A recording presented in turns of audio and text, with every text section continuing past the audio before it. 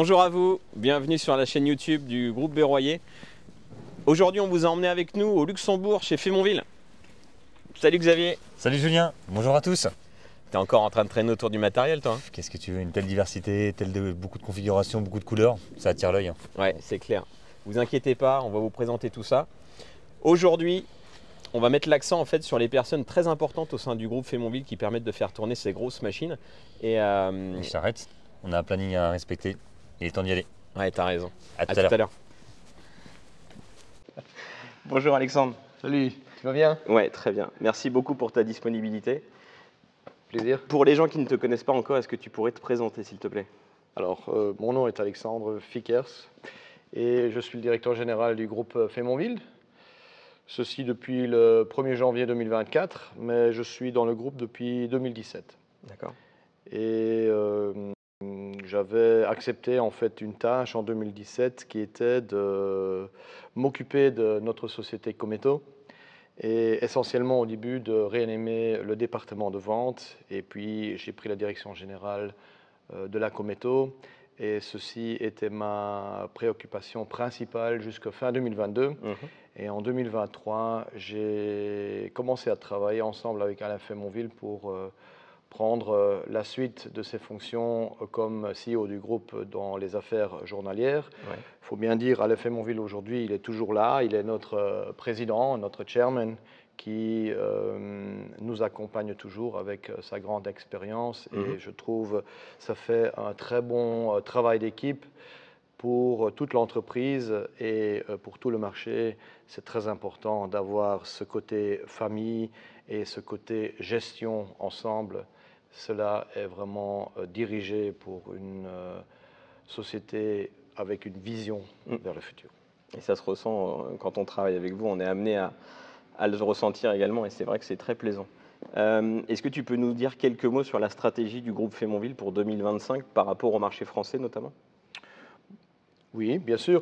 La stratégie du groupe, je dirais plutôt, ce n'est pas nécessairement seulement 2025. La stratégie du groupe, c'est déjà clairement garder nos valeurs que nous avons toujours chéries, donc c'est-à-dire de rester intègre, être humble, accueillant, avoir une vision bien claire, une stratégie bien claire. Ça, c'est important pour nous. Pour le moment, le focus, à part de produire des véhicules, c'est vraiment de garder une qualité extrêmement haute. Ça, c'est vraiment notre point principal. Et surtout maintenant, de mettre notre focus sur la partie de vente et sur la partie de service et l'innovation.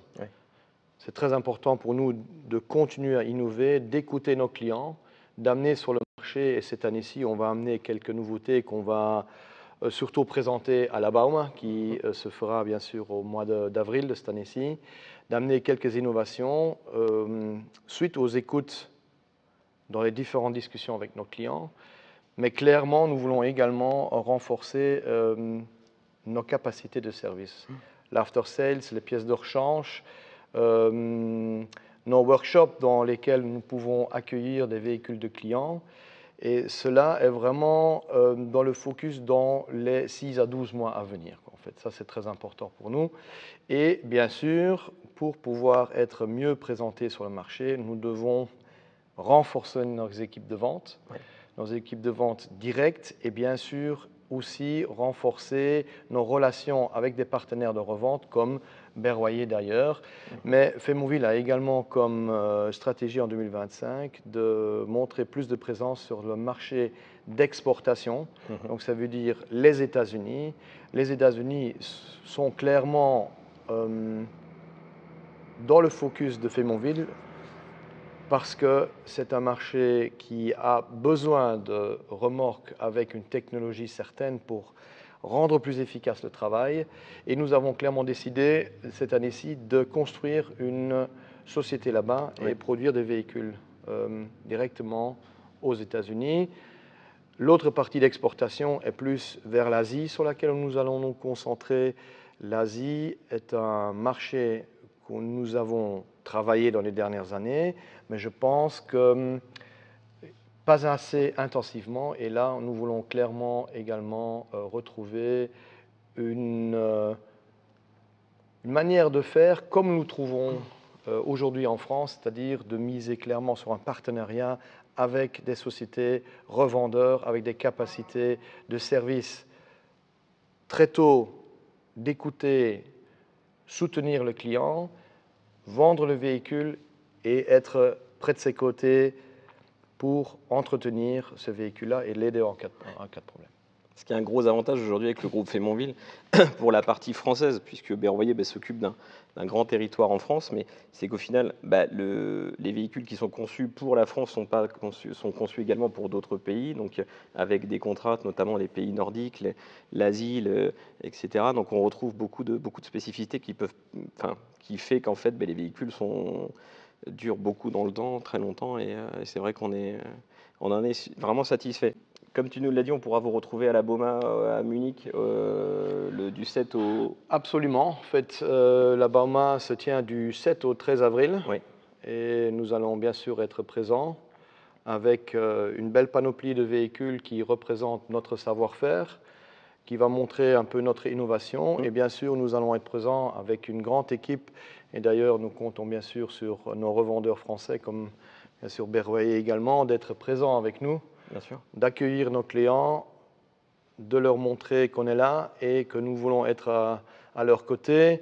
Le marché français, là-dedans, pour dire un mot là-dessus, je pense, il est très important pour dire que le marché français est un marché stratégique pour nous. C'est un de nos plus grands marchés.